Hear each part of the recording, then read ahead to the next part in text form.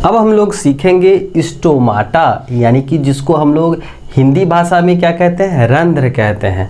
पत्तियां जो होती हैं, जो आपकी क्या होती हैं, पौधों पर अलग अलग व्यवस्था में सजी होती हैं, है ना। और पत्तियों में क्या होता है, एक विशेष प्रकार का क्या रहता है, छिद्र रहता है। और यही छिद्र के द्वारा जो है, इसी छिद्र के द्वारा क्या होता है, गैसों का आदान प्रदान होता है। क्या होता है, गैसों का आदान प्रदान होता है। यानी कि अगर सरल भाषा में कहें तो इन्हीं छिद्रों के द्वारा जो है पौधे वाष्पोत्सर्जन की प्रक्रिया करते हैं, मतलब जल का संतुलन बनाए रखते हैं। तो जो जल का संतुलन बनाए रखते हैं ना, जो आपके क्या होते हैं, आपके वाष्पोत्सर्जन के रूप में जो है शरीर से क्या करता है, जल का संतुलन बनाए रखता है। तो वह एक विशेष प्रकार के जो है स्ट्रक्चर से होता है, जिसको हम लोग क्या कहते हैं, रंध्र कहते हैं। और ये रंध्र आपके कैसे होते हैं, तो सेमल के बीज के आकार के होते हैं। जैसे सीम का बीज होता है ना, तो उसी तरह से जो है इस तरह का स्ट्रक्चर रहता है। और इनके जो आंतरिक वाल होती है ना, वो क्या होती हैं, ठीक होती हैं, मोटी होती हैं।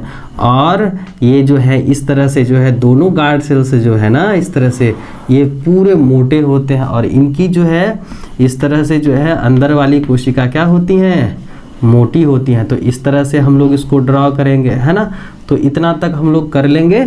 उसके बाद हम लोग क्या करेंगे, इसके अंदर क्या होता है, क्लोरोप्लास्ट होता है। क्या होता है, क्लोरोप्लास्ट होता है। तो यहाँ पर हम लोग इसको दिखा देंगे, है ना। ये क्या है, आपके क्लोरोप्लास्ट है।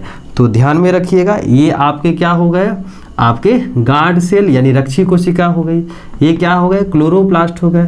और जो है इस तरह से क्या होती है, इसमें सहायक कोशिका होती हैं। क्या होती हैं, सहायक कोशिका होती हैं। तो ध्यान में रखिएगा, जो है ये आपके सहायक कोशिका क्या होती हैं, चारों तरफ से इस तरह से घिरी हुई रहती हैं। तो आप इस तरह से डायग्राम्स बना सकते हैं। और यहाँ पर जैसा कि आप देख सकते हैं कि इनका जो है ओपनिंग, यानी कि जिसको हम लोग छिद्र कहते हैं, ये आपके स्टोमाटा, जिसको हम लोग क्या कहते हैं, रंध्र छिद्र कहते हैं।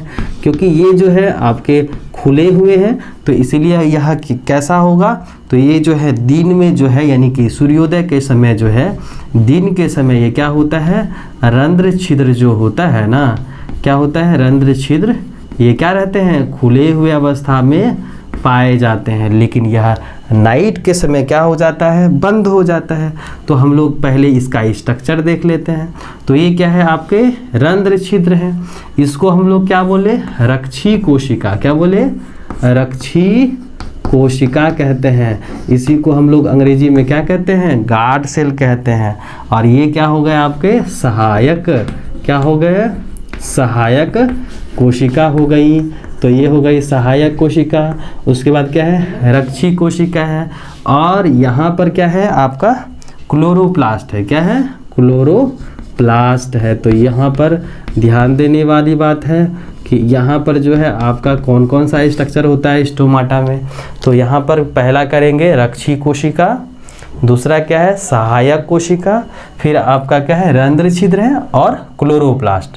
तो इस वजह से जो है ना, ये जो रंध्र छिद्र दिख रहा है, इसी की मदद से ये क्या करते हैं, वाष्पोत्सर्जन करते हैं, यानी कि गैसों का आदान प्रदान करते हैं। तो ये दिन के समय रंध्र छिद्र क्या हो जाता है, खुल जाता है। लेकिन रात्रि के समय ये क्या हो जाते हैं, बंद हो जाते हैं। तो यहाँ पर एक छोटा सा हम लोग डायग्राम्स बना लेंगे इस तरह से। तो यहाँ पर क्या होता है, रंध्र छिद्र क्या रह जाता है, बंद होता है। तो ये हो गए आपके क्या है, गार्ड सेल्स हैं। इसके अंदर में क्या है, आपके क्लोरोप्लास्ट हैं, है ना, इस तरह से। और ये जो है स्टोमाटा क्या है, बंद है। तो इसका मतलब जो है ये क्या है, ये रात्रि के समय का स्टोमाटा है। यानी कि पत्तियों में जो है रात्रि के समय क्या हो जाती हैं, रंध्र छिद्र बंद हो जाती हैं। तो इस तरह से जो है रात्रि के समय, यानी रात के समय क्या होता है, रंध्र छिद्र जो होता है, रंध्र छिद्र जो होता है वह क्लोज होता है, यानी बंद होता है। तो इस तरह से क्या होता है आपका स्टोमाटा। तो यहाँ पर ध्यान में रखिएगा कि ड्रॉ करने के बाद हम लोग क्या करेंगे, सबसे पहले रंध्र छिद्र, जिसको हम लोग क्या कहते हैं, स्टोमेटल पोर कहते हैं। क्या कहते हैं, स्टोमेटल पोर कहते हैं, रंध्र छिद्र कहते हैं। उसके बाद है आपका सब्सिडियरी कोशिका, है ना, इसको जो है सब्सिडियरी कोशिका बोलते हैं। क्या कहते हैं? सब्सिडियरी सेल्स कहते हैं, ठीक है। उसके बाद ये क्या हो गया? गार्ड सेल हो गया। क्या हो गया? गार्ड सेल हो गया। उसके बाद ये आपका क्या है? क्लोरोप्लास्ट है। क्या है? क्लोरोप्लास्ट है, ठीक है। और उसके बाद स्टोमाटा हो गया। तो ये जो है क्या होते हैं? दिन के समय में यानी डे टाइम में ये क्या करते हैं? स्टोमेटल ओपनिंग दिखता है, स्टोमेटल ओपनिंग होता है, ओपन रहता है। लेकिन रात्रि के समय यह क्या रहता है? क्लोज रहता है। तो याद रखिएगा इसमें कौन कौन से अंग होते हैं। और स्टोमाटा यानी रंध्र किसके लिए, काम के लिए जिम्मेदार होते हैं? तो यह गैसों के आदान प्रदान के लिए जिम्मेदार होते हैं।